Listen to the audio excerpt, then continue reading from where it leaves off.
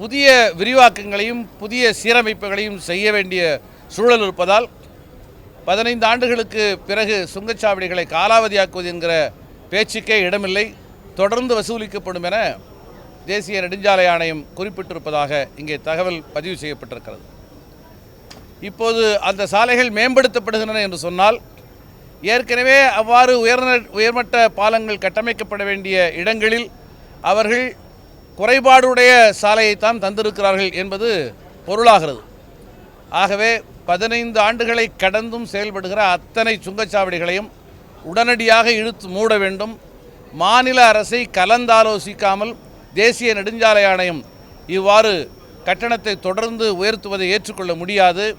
இது மிகப்பெரிய சுரண்டலாகவும் ஒடுக்குமுறையாகவும் இருக்கிறது, மாநில உரிமைகளுக்கு எதிராகவும் இருக்கிறது.